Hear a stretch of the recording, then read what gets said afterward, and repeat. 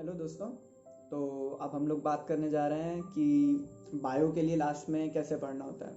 तो basically bio में तो एंड आ गया। मैंने आखिरी में डेढ़ दो महीने सिर्फ एनसीईआरटी पढ़ी थी, सिर्फ और सिर्फ एनसीईआरटी। बाकी जितना भी एक्स्ट्रा नॉलेज और ये सब चीज़ें थी, इनको मेमोरी बेस्ड रखा था कि पेपर देने पे देख लिया जाएगा।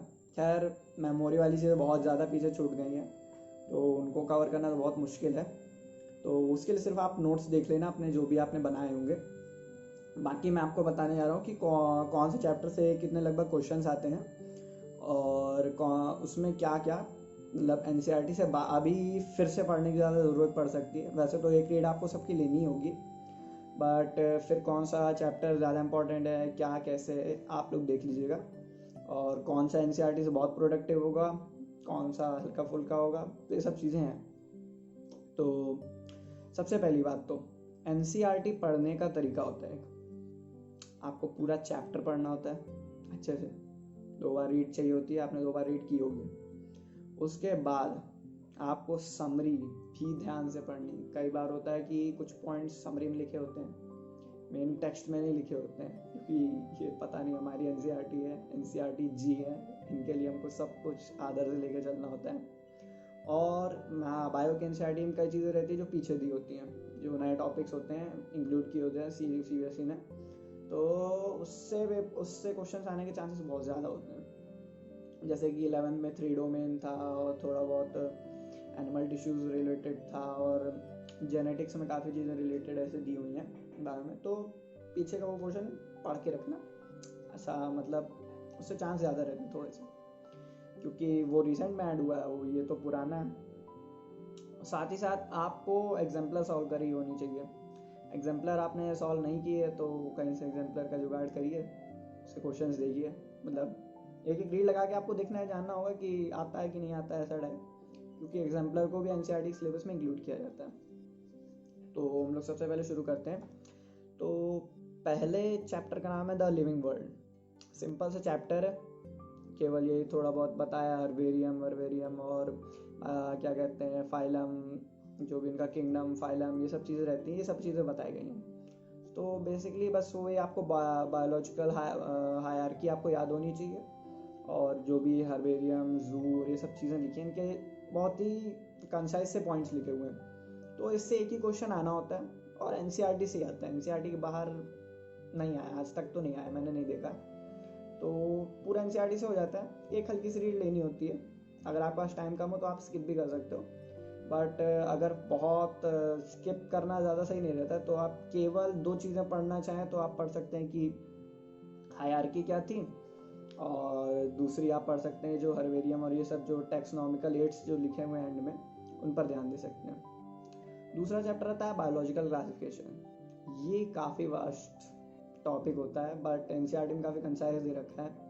तो एनसीईआरटी से आप इससे लगभग 4 क्वेश्चंस आते हैं, बायोलॉजिकल क्लासिफिकेशन से 4 या 5 आ सकते हैं। और बेसिकली ये काफ़ी छोटा दे रखा है, तो आपको एनसीईआरटी तो पढ़नी, और इससे हो सकता है एक क्वेश्चन बाहर से आ जाए, मतलब इसके चांस रहते हैं, क्योंकि ये काफ़ी वास्ट टॉपिक है। तो इसके लिए आपने जो भी अपने नोट्स में रखा होगा उससे आपको देखना रहेगा। तीसरा आता है प्लांट किंगडम। प्लांट किंगडम काफ़ी है, जितना मतलब दिया हुआ है चैप्टर में एनसीईआरटी में, वो काफ़ी है। उससे 3 क्वेश्चन लगभग आएंगे और आप कर लोगे, ज़रूरत नहीं ज़्यादा करने की। चौथा चैप्टर आता है एनिमल किंगडम। एनिमल किंगडम लोग बोलते हैं बहुत बाहर से आता है, बहुत वास्ट है, ये वो है, तो वो सब नीट और जिपमर में आते थे, कहीं से क्वेश्चन आ जाते थे। अब नीट जिपमर आपको देना नहीं है, आना पेपर वही एनटीएस है, तो आप सिर्फ एनसीईआरटी लेकर चल सकते हो। एक क्वेश्चन कभी गलती से बाहर आ सकता है, मैं आपको पूरी गारंटी तो दे नहीं सकता हूँ कि जो भी 4 क्वेश्चन आएंगे पूरे से आएंगे, तो उसके लिए आपको अपने नोट्स देखने रहेंगे। पर बहुत डिटेल में आप चीज़ें नहीं याद ना रखना चाहें तो आप उनको स्किप कर सकते हैं, क्योंकि फिर मेमोरी बेस्ड आपको करना होगा वो क्वेश्चन जो कठिन आएगा। बाकी बेसिकली इसमें जो दिया हुआ है एनसीईआरटी से सब उसी से आने वाला है। मॉर्फोलॉजी ऑफ फ्लावरिंग प्लांट्स, ये भी एकदम छोटा सा कंसाइज सा दे रखा है एनसीईआरटी में। जितने एग्जांपल्स एनसीईआरटी पे है उनसे पढ़िएगा, और जो फैमिलीज दे रखी हैं, फैमिलीज बहुत इंपॉर्टेंट है, फैमिलीज पढ़ना बहुत ज़रूरी है। उनसे क्वेश्चन पक्का ही आता है, मतलब लिलियसी के कौन कौन से हैं, ये कौन से हैं, कि उनका क्या कहते हैं, फ्लावर पैटर्न 9+2 चल रहा है, क्या चल रहा है, उससे फैमिली मतलब सबसे रिलीज ज़्यादा हुआ है। बाकी से 3-4 क्वेश्चन आते हैं। फिर आता है एनाटॉमी ऑफ फ्लावरिंग प्लांट, तो ये काफ़ी इजी चैप्टर है। Dicot stem, dicot root, monocot stem, monocot root, ये सब रहता है इसमें। ज़्यादा इसमें पढ़ने का होता नहीं, और प्लांट टिश्यूज रहती हैं, तो एनसीईआरटी से ये आराम से हो जाता है, और इसके कॉन्सेप्ट भी क्लियर होते हैं। इसकी आप अगर रीडिंग स्किप करना चाहो तो छोड़ सकते हो। और सबसे ज़्यादा इसमें कंफ्यूजिंग पार्ट होता है कॉर्क वाला, जो फेलम, फेलोजेन और ये वाले रहते हैं, फेलोडम, तो ये वाले थोड़ा सा जो है वो आप देख लेना, सेकेंडरी जाइलम वगैरह के जो भी पॉइंट्स उन्होंने लिखे हुए हैं। बाकी आप स्किप कर सकते हो चैप्टर, 2 क्वेश्चन आएंगे, आप आराम से निकाल लोगे। फिर आता है स्ट्रक्चर ऑर्गेनाइजेशन इन एनिमल्स, तो ये चैप्टर बेसिकली 2 चीज़ों का बना हुआ है। एक तो कुछ एनिमल्स दे रखे हैं, उनकी पढ़ाई हुई है, और बाकी एक एनिमल टिश्यू पार्ट दे रखा है। तो कॉकरोच ही हमारे सिलेबस में, बाकी सब तो हमारे सिलेबस में है नहीं। तो कॉकरोच से एक क्वेश्चन आना रहता है, एनसीईआरटी से आता है, उसके बाद से नहीं आता है, इजी सा रहता है। बाकी एनिमल टिश्यूज जो है वो थोड़ा सा बाहर आ सकता है, बट काफ़ी इजी चैप्टर है। आपको याद होगा स्क्वेमस कहाँ पे है, वो दूसरी टिश्यूज कॉलमनार कहाँ पे है, कहाँ पे कैरेक्टरिस्टिक्स हैं, आप एनसीईआरटी से पढ़ो इस चैप्टर में। लेकिन सबसे इंपॉर्टेंट चीज़ें मैंने देखी थी, समरी बहुत इंपॉर्टेंट थी। कुछ चीज़ें समरी में बहुत अच्छी लिखी हुई, स्ट्रेटिफाइड स्क्वेमस एपिथेलियम के लिए, वो सब मेन टेक्स्ट में नहीं दिए हैं, उनसे आपको कन्फ्यूज़ किया जा सकता है। तो समरी आप इसमें एनिमल टिश्यूज़ की ज़रूर पढ़ना। फिर आती बात cell the unit of life, तो cell the unit of life वैसे तो बहुत ही बड़ा टॉपिक है, बहुत ही ज़्यादा बड़ा है, और एमबीबीएस में पढ़ना होता है, बायोकेम में, बायोकेम और फिजियोलॉजी में थोड़ा बहुत, बट ये एनसीईआरटी से हो जाएगा, बाहर का ज़्यादा नहीं देखना पड़ेगा।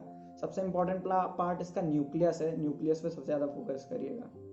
फिर चैप्टर आता है cell cycle and cell division, ये काफ़ी ईजी है, मियोसिस 1, मियोसिस 2 और माइटोसिस, ये वो इजी तो चैप्टर है, पर मेरे 350 जो मार्क्स आए थे 360 में, उसमें से मेरा जो एक क्वेश्चन गलत हुआ तो बहुत ही सिंपल सा था, एनाफिस 1 वाला 2018 नीट में, तो सबने सही किया था, मुझसे गलती हो गई। तो हो जाती हैं चीज़ें, तो ध्यान रखिएगा इन चीज़ों का। बाकी एनसीईआरटी में सब लिखा हुआ है, हाँ समरी इसमें भी देख लीजिएगा, समरी इसकी भी अच्छी थी। फिर आती है बात बायोमोलिक्यूल्स की। बायोमोलिक्यूल्स बहुत बड़ा चैप्टर है, इसको जब भी पढ़े, इसको जब भी एनसीईआरटी से रीड करिएगा, केमिस्ट्री की एनसीईआरटी भी साथ में लेके रहिएगा, उससे भी रीड करिएगा। दोनों चीज़ें आप साथ में रीड करोगे, बहुत चीज़ें पता लगेंगी। आप काफ़ी सोच सकते हो ये चीज़ तो एनसीईआरटी में नहीं, पूछेगा नहीं, बट काफ़ी चीज़ें रहती हैं जो केमिस्ट्री की एनसीईआरटी में लिखी होती हैं, बायो में पूछे देते हो। तो बेसिकली दोनों को साथ में लेके पढ़िएगा, इससे आराम से 3 क्वेश्चन पूछे जाते हैं बायोमोलिक्यूल इससे, और केमिस्ट्री में भी 2 पूछे जाते हैं। तो आपको दोनों में साइमल्टेनियसली पढ़ लोगे तो आपको बहुत फ़ायदा होगा। इनएंशियोमस, म्यूटा रोटेशन, ये सब चीज़ें जो शुगर और सबकी प्रॉपर्टी हैं वो उधर ज़्यादा लिखी हैं, इनमें कम लिखी हैं, तो फ़ायदा करती हैं वो चीज़ें।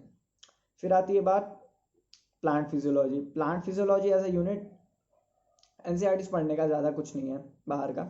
ट्रांसपोर्ट में वही आपको डीपीडी और ऑस्मोसिस ये सब चीज़ें थोड़ी देखनी रहेगी, और जो भी थ्योरीज थी, या कहते हैं ट्रांसप्रेशन पोल और सब चीज़ों की, उन पे ध्यान देना होगा। तो फिर आता है मिनरल न्यूट्रिशन। मिनरल न्यूट्रिशन क्या है, आपको बस वही चीज़ें याद रहेंगी, नेक्रोसिस किससे होता है, इनिबिशन ऑफ सेल डिवीजन किससे होता है, ये चीज़ उससे होती है। इनके निमोनिक्स होंगे, आपको याद होंगे, एसेंशियल नॉन एसेंशियल मिनरल, इससे आराम से चैप्टर निकल जाता है। फिर आता है फोटोसिंथेसिस, तो फोटोसिंथेसिस में वही PS1 PS2 ये सब चीज़ें हैं, एनसीईआरटी में लिखी हुई काफ़ी अच्छे से। और सबसे इंपॉर्टेंट अगर इसमें मैं देखूँ जो सबसे ज़्यादा कंफ्यूज कर सकती चीज़, तो फोटोसिंथेसिस में सबसे ज़्यादा प्रोटॉन, जो कीमोसिंथेसिस थ्योरी है एटीपी बनने की, उस पर ज़्यादा चीज़ें पूछी जा सकती हैं। फिर रही बात रेस्पिरेशन इन प्लांट्स की, तो ये काफ़ी वास्ट टॉपिक है, लेकिन एनसीईआरटी में भी काफ़ी अच्छे से कवर किया है, एनसीईआरटी से चल जाएगा। फिर आता है प्लांट ग्रोथ एंड डेवलपमेंट, ये सबसे इम्पॉर्टेंट चैप्टर है एनसीईआरटी का। आप प्लांट हार्मोन्स कितने भी याद कर लो, आपसे हमेशा भूले जाएंगे, आप हमेशा भूलोगे कि इसमें सेल डिवीजन था, कि इसमें था, इसमें क्या था, कौन एंटागोनिस्ट है, क्या है क्या है। तो ये चैप्टर पेपर के 2 दिन पहले ज़रूर पढ़ना, बहुत इंपॉर्टेंट है। एनसीईआरटी से नहीं पढ़ा, भूल जाओगे, पेपर में नहीं कर पाओगे। मैं भी नहीं कर पाता था, बहुत मेहनत की इस चैप्टर, बहुत रीड किया इस चैप्टर को सिर्फ। ठीक, बाकी रेस्पिरेशन मैंने एक चीज़ नहीं बताई थी आपको, क्या कहते हैं, जो ETS जो दे रखा है उसमें थोड़े से डाउट्स रहते हैं, थोड़े से अलग रहते हैं। तो बेसिकली दो पाथवेज जो रहते हैं वो ओवरलैप करके बनाए हुए हैं एनसीईआरटी में। तो फिर आगे हम लोग बढ़ते हैं इसके लिए। तो फिर हम लोग पार्ट आता है, फिर ये तो अभी हमारा 11th का हो गया फिजियोलॉजी के अलावा, बाकी अब एनिमल फिजियोलॉजी है, सबसे इंपॉर्टेंट पार्ट है। मतलब 90 से लगभग 15 क्वेश्चन तो इसी से हो जाते हैं आपके, केवल ये ह्यूमन फिजियोलॉजी से। तो उसमें पहले तो आता है डाइजेशन एब्जॉर्प्शन, काफ़ी सिंपल चैप्टर, आपको मतलब पढ़े होंगे सब चीज़ें। तो बेसिकली डाइजेशन वगैरह तो सबको याद ही रहता है, कोई दिक्कत नहीं रहती। मेन चीज़ एब्जॉर्प्शन आती है। तो उसमें आपको क्या कहते हैं, active transport, passive transport, facilitated, और थोड़ा सा सेकेंडरी एक्टिव ट्रांसपोर्ट का कॉन्सेप्ट रहते हैं, वो आपके क्लियर होने चाहिए। फिर breathing and exchange of gas, तो इसमें हल्डेन इफेक्ट और हैम्बर्गर फिनोमेना, ये सब जो चीज़ें रहती हैं ये काम आती है थोड़ा सा जब क्या कहते हैं ट्रांसपोर्ट होता है। बाकी लंग्स और सब चीज़ें ईजी रहती हैं।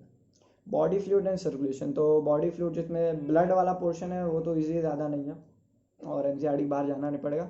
हार्ट बहुत वास्ट टॉपिक होता है, तो इसमें चीज़ें रहती हैं। बाकी एनसीईआरटी से काम चल जाता है, बट हार्ट में अगर आप कंडक्शन सिस्टम और क्या कहते हैं कार्डियक साइकिल को थोड़ा सा एक्सटेंडेड वर्जन में जो देख लेंगे, आइसो वॉल्यूमेट्रिक कॉन्ट्रैक्शन, ये सब चीज़ें, तो वो आपको ज़्यादा बेनिफिट करेंगी, थोड़ा सा अपर एज देंगी कि मतलब अगर आपसे इसी टॉपिक में अगर ऊपर पूछ लिया तो आप कर लोगे। फिर आता है excretory product and there elimination, तो किडनी है मेन, बाकी चीज़ें ज़्यादा है नहीं। तो बस इसमें मेन तो आपको रेनिन एंजियोटेंसिन देखना है। इसमें याद रखना है एंजियोटेंसिन 2 कहाँ पे काम करेगा, एल्डोस्ट्रॉन काम काम कहाँ पे करेगा, और क्या कहते हैं वैसोप्रेसिन कहाँ पे काम करेगा। ये 3 चीज़ें देख लोगे। बाकी इस चैप्टर में ज़्यादा नहीं है कि थोड़ा सा देख लेना कि पीसीटी में कितना होता है, और पीसीटी में कितना एक्सक्रीशन होता है, रीअब्जॉर्प्शन होता है। बाकी आप देख सकते हो कहाँ पे फैकल्टेटिव रीअब्जॉर्प्शन होता है, कहाँ पे ज़रूरी होता है एक्सक्रीट होना चीज़ें, ये सब चीज़ें रहती हैं। और कहाँ पे देखना रहता है कि कहाँ पे पोटेशियम एब्जॉर्ब हो रहा है, कहाँ पे सिक्रीट हो रहा है, तो थोड़ी सी चीज़ें कॉन्सेप्चुअल याद हो जाती हैं। फिर बात आती है लोकोमोशन एंड मूवमेंट में। तो बोन्स आपको याद होनी चाहिए, ठीक है, बोन्स तो याद होनी चाहिए कि कहाँ पे क्या है, एक्सियल स्केलेटन, अपेंडिकुलर स्केलेटन, और कैसे क्या पे कौन से फेशियल हैं, कौन से स्कल बोन्स हैं, किसको क्या बोलते हैं। और एक डायग्राम जो मेन एक रहता है कि वो जो पैर बना हुआ है, तो पैर में कहाँ पे जो बनी हुई है इनॉमिनेट बोन, हिप बोन जो है, उसमें आपको बस ये याद रखना था कि कहाँ पे प्यूबिस है और कहाँ पे वो है इस्चियम है। इसमें मतलब कंफ्यूजन हो जाता है, बाकी आप कर लोगे, कोई दिक्कत वाली बात नहीं है, ठीक। फिर न्यूरल कंट्रोल एंड कोऑर्डिनेशन, तो न्यूरल के तो वही सिस्टम आपको इजी से बता रखे हैं, सीएनएस है, ये है वो है, और ये सब तो रहता है। फिर आपको नर्व्स याद करनी होती है कि क्या कहते हैं स्पाइनल नर्व्स हैं और क्या कहते हैं क्रेनियल नर्व्स हैं। फिर ऑटोनॉमिक में याद रखना होता है, ऑटोनॉमिक के फंक्शंस क्या हैं, पैरासिम्पथेटिक और सिंपैथेटिक, और साथ में चीज़ें लेनी होती हैं। ये सब आपको बेसिकली तो काफ़ी डिटेल में पढ़ा रखा होता है, आपको नोट से करना होता है, लेकिन एनसीईआरटी एक रीड तो मांगती है। अगर आपने फिर भी इसमें कुछ एनसीईआरटी से रीड करना चाहते हो तो डाइजेशन में आप एनसीईआरटी से रीड कर सकते हो, एब्जॉर्प्शन वाला पार्ट। ब्रीदिंग में आप कर सकते हो क्या कहते हैं लंग्स का जो दे रखा होगी, कौन सी कौन से थोड़ा रिब्स से दे रखी है कि पीछे वर्टिब्रा से दे रखी है, ये लेवल्स थोड़े से कंफ्यूज करते हैं। और बाकी हैमबर्ग फिनोमिना, ये सब जो भी लिखा हो एक्सचेंज का, PO2 वो वाली जो टेबल है, PO2 PCO2 वाली, वो याद रखनी होती है। बॉडी फ्लूइड में आपको ब्लड पूरा एनसीईआरटी से पढ़ना होता है, और हार्ट आपको आना चाहिए, आपको नोट से आना चाहिए जितना आपको पढ़ाया गया। एक्सक्रीशन से मेन तो वही आपको वैसो कौन सा हार्मोन कहाँ पे एक्ट कर रहा है वो आपको एनसीईआरटी से देखना होता है। मूवमेंट लोकेशन मोशन में आपको बोन्स देखनी होती हैं, और बेसिकली मसल्स में जो क्या कहते हैं जो कॉन्ट्रैक्शन होता है वो वाला प्रोसेस आपको अच्छे से याद होना चाहिए कि कैसे आया, न्यूरोमस्कुलर जंक्शन, सब चीज़ें। न्यूरल में भी आपको नर्व इम्पल्स वाला देखना होता है ध्यान से, डिपोलराइजेशन, और बाकी एएनएस देखना होता है। इसमें ये सब छोड़ सकते हैं, एनसीईआरटी मेन ईयर देखना होगा आपको, ईयर और आई देखनी है जो भी लिखी होगी इसमें चैप्टर में, जो ऑर्गन्स रखे हैं सेंसरी ऑर्गन, वो इंपॉर्टेंट है। फिर आता है केमिकल कोऑर्डिनेशन और इंटीग्रेशन, ये काफ़ी सही से दे रखा है एनसीईआरटी में, इसमें बाहर से नहीं देखना पड़ेगा आपको, हो सकता है। और फिर भी जो भी सिंड्रोम्स के नाम रहते हैं वो एनसीईआरटी में हो सकता है नहीं दिए हो, तो आपको देखना पड़ चीज़ें देखनी पड़ेंगी, तो नोट से ये भी देखना पड़ेगा आपको बेसिकली। और जो केमिकल कोऑर्डिनेशन है इसमें आखिरी का जो पार्ट है रिसेप्टर वाला है, वो आप एनसीईआरटी से पक्का देखना, वो पक्का आपको फंसा सकता है बाद में। और बाकी इसमें ये वाले जो यूनिट है इसमें एनसीईआरटी का इतना ज़्यादा काम नहीं है, नोट्स आपके ज़्यादा काम आ सकते हैं। ठीक, फिर आता है चैप्टर रिप्रोडक्शन एंड ऑर्गेनिज्म। तो इससे क्वेश्चन आए नहीं आए पता नहीं लगता। ठीक है, फिजियोलॉजी से टोटल 15 क्वेश्चन आ जाते हैं। ठीक है, इनसे और जो क्या कहते हैं जो पहले दिए थे प्लांट फिजियोलॉजी से, उससे एक एक दो दो करके आते हैं क्वेश्चन, ज़्यादा नहीं आते। फिर रिप्रोडक्शन जो है इससे एक आ सकता है, ये मेन तो एसेक्सुअल रिप्रोडक्शन का दे रखा है, इसमें ज़्यादा दे रखा नहीं रखा पहले चैप्टर में, तो बाकी आपको रीड करना होगा, इसे ये सिर्फ एनसीईआरटी से रीड करना है, और बाइनरी फिजन ये सब चीज़ें रहती हैं सब। फिर आता है sexual reproduction in flowering plants. वैसे तो कॉन्सेप्चुअल टॉपिक है, काफ़ी होना चाहिए, लेकिन इसमें एनसीईआरटी से हो जाता है, ज़्यादा नहीं रहता। आपको 3-4 आना चाहिए, फिर 3-4 क्वेश्चन आएंगे इससे, और पूरा एनसीईआरटी से आपको बस याद होना चाहिए कि कैसे सिंगैमी हो रही है, डबल फर्टिलाइजेशन हो रहा है, जो भी क्या कहते हैं जो बन रहा है ओवरी ओव्यूल, उन पे ध्यान देना होगा, डायग्राम पे ध्यान रखना होगा। फिर आता है ह्यूमन रिप्रोडक्शन। तो ह्यूमन रिप्रोडक्शन का क्या रहता है, सिंपल से ह्यूमन रिप्रोडक्शन बहुत ही ज़्यादा वास्ट टॉपिक है, बहुत ही ज़्यादा। ठीक है, पर एनसीईआरटी से काफ़ी चलता है। ठीक है, अब ये आपको काफ़ी आगे जाके जब एमबीबीएस पढ़ोगे तो आपको पता लगेगा कि कितना वास्ट टॉपिक है, बट इससे एक दो चीज़ें बाहर से आ सकती हैं, एम्ब्रियोलॉजी वाली चीज़ें रहती हैं बाहर से आती हैं, मेरे टाइम में भी आई थी, और मैंने भी नहीं पढ़ी थी, क्योंकि मैं चाहता था कि एक चीज़ में ज़्यादा पढ़ूँ, भूल जाता हूँ, इससे बढ़िया कि बाकी चीज़ों में फोकस करूँ। तो वो चीज़ आप हल्की से स्किप कर सकते हो, पर नहीं चाहो तो आपने जितने नोट्स में आपको पढ़ाई हो एम्ब्रियोलॉजी वगैरह, तो अगर वो कन्फ्यूजिंग ना हो, कन्फ्यूज़ कर रही हो तो मत पढ़ना, बाकी चीज़ें चली जाएंगी। ठीक, फिर आता है रिप्रोडक्टिव हेल्थ।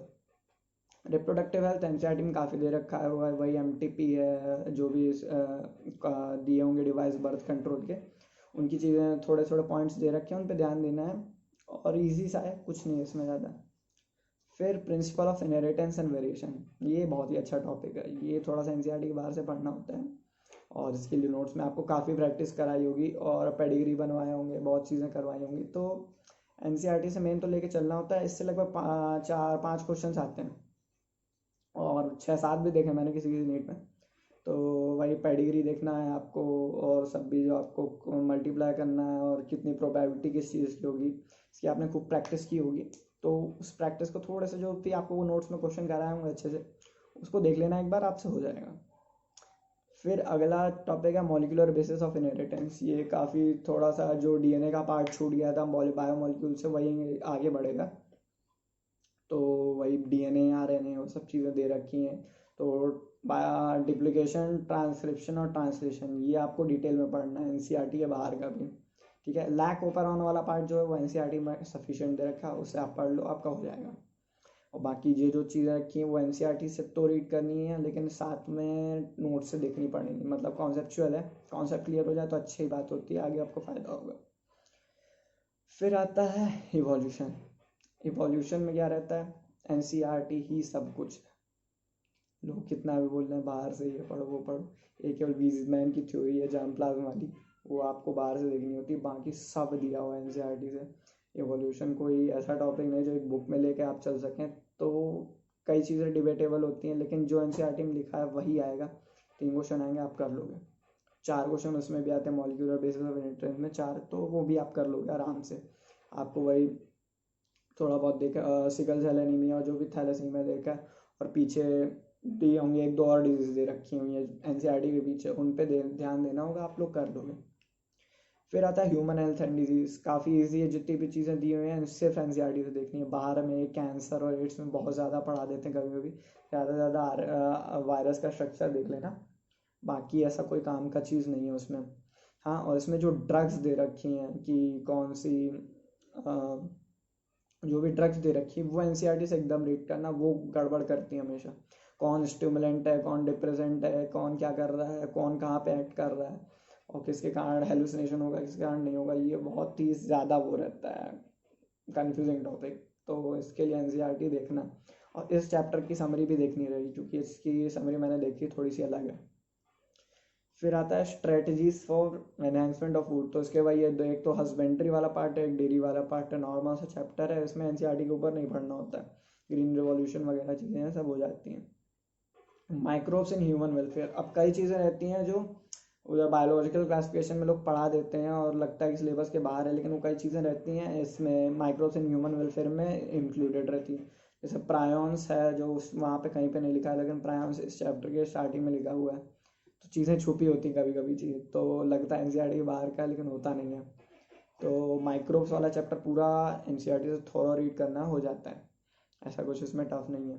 ठीक, फिर बायोटेक के जो भी दोनों चैप्टर हैं एनसीईआरटी चलते हैं, थोड़ा सा कॉन्सेप्चुअल बाहर भी होता है पीसीआर वगैरह में, और सब टेम्परेचर्स वगैरह जो अगर नहीं दिए होंगे तो वो आपको देखना है, वो आपसे हो जाएगा, कोई बहुत टफ नहीं है। और बायोटेक्नोलॉजी एंड इट्स एप्लीकेशन है, उसमें काफ़ी चीज़ें एक्स्ट्रा भी दे रखी हैं, जैसे एलाइजा और ये सब चीज़ें दे रखी हैं। तो बहुत ज़्यादा नहीं पढ़ना होता, बस इंट्रोडक्टरी जितना नोट्स में पढ़ाया होगा आप लोगों को टीचर्स ने उतना काफ़ी होता है।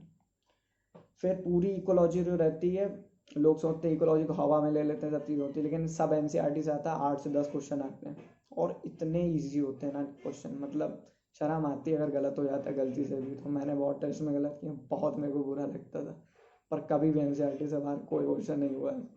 और सब एनसीईआरटी से आएगा, आपको केवल रीड करना है, इन चारों चैप्टरों को एक साथ लेकर रीड करना है, आपसे हो जाएगा। ठीक है, तो अब पूरा जो पोर्शन है रीड करना है, तो उसमें एनसीईआरटी से जो मेन मैंने पिछले टॉपिक के बता दी जो आपको मेन रीड करना है। ठीक, इसमें reproduction in organism, sexual reproduction in flowering plants, human reproduction और रिप्रोडक्टिव हेल्थ, ये तो पूरे एनसीईआरटी से देखने ही देखने। साथ में एक रीड तो सबकी चाहिए होती है, लेकिन इवोल्यूशन आपको बिल्कुल पढ़ना है, ह्यूमन हेल्थ पूरा पढ़ना है आपको एनसीईआरटी से, और बायोटेक के प्रिंसिपल और प्रोसेसेस पूरे देखने एनसीईआरटी से, और इकोलॉजी भी। मतलब बेसिकली देखा जाए 12th की जो टॉपिक्स हैं वो एनसीईआरटी ज़्यादा बेस्ड है। 11th के जो थे थोड़े से आप इधर उधर थोड़ा सा स्किप मार सकते हो, और 12th से ज़्यादा आपको एनसीईआरटी बेस्ड है। तो बेसिकली चलना क्या रहेगा कि आपके 90 क्वेश्चन आएंगे। ठीक है, अब आपको 300 स्कोर करना ही करना है, 300 चाहिए, चाहे पेपर हलवा है कुछ भी है। बायो ऐसी रहती है लगभग, बायो में ज़्यादा फेरबदल नहीं होता। 300 मार्क्स लाने हैं। ठीक है, अगर आप 80 अटेम्प्ट करते हो तो आपके 320 बन रहे होते हैं, पर आगे के जो 10 माइनस होते हैं उनसे 310 हो जाते हैं। माइनस मार्किंग से कभी डरना नहीं होता। अगर आपको दो में से एक सही लगता है, आपको गट फीलिंग आती है, तो ज़्यादातर वो सही होती है। आप नेगेटिव चक्कर में कभी कभी छोड़ देते हो कि अरे एक मार्क्स कम हो जाए, ये हो जाए। तो वही, अगर आप क्या कहते हैं, जो मान लीजिए आपने 90 में से 80 अटेम्प्ट किए और आपके बाकी 10 के 10 गलत हो गए, तो आपके मार्क्स इतने हैं, 310 है। पर अगर मान लीजिए आपने जो 80 आपको आते थे उनमें से 5 आपने छोड़ दिए कि अरे ये शायद नहीं हो पाए, ऐसा हो जाए वैसा हो जाए, और 10 आपने उधर गलत करी, मतलब आपने 10 छोड़ दिए और 10 गलत, 5 गलत कर दिए। तो मान लीजिए आपके 300 आ रहे थे, तो ऐसे 75 के आपके 300 मिल रहे थे, और 5 माइनस मार्किंग हो गई तो आपको मिले 295। तो देखिए आपने 80, आपने 90 में 90 अटेम्प्ट किया और 80 सही कर लिया, तो आपके मार्क्स आए 310। और आपने क्या कहते हैं 90 में से 85 अटेम्प्ट किए और आपके 75 सही हुए, तो आपके मार्क्स कितने आए, 295। 15 मार्क्स का आपको लॉस हो गया, और ये हो सकता है आपके ये आगे कट ऑफ क्लियर करने में हेल्प करे। तो अगर आपको 2 या 3 में से गट फीलिंग आए कि ये सही है, तो आप उसको कर लो, क्योंकि माइनस मार्किंग से डरने से कुछ नहीं होता है। मैंने तो अपना पूरा पेपर अटैम्प्ट किया था, और मुझे मेरे जो मार्क्स मिले मुझे सही लगे, सेटिस्फाइंग लगे। हो सकता है 1-2 मैं छोड़ देता अगर ऐसे ये मेंटेलिटी लेके चलना। तो पॉजिटिव लेके चलो, सब चीज़ें साथ में लेके चलो, आराम से करो। बायो है, इजी हो जाएगा 300। तो आप बता सकते हो कि आपको और क्या डाउट है, और आपको क्या क्वेश्चंस पूछने हैं, उस पर भी मैं आखिरी में कुछ चीज़ें बना सकता हूँ। बाकी ये तो बायो का पोर्शन हो गया, अब फिजिक्स और केमिस्ट्री की बारी।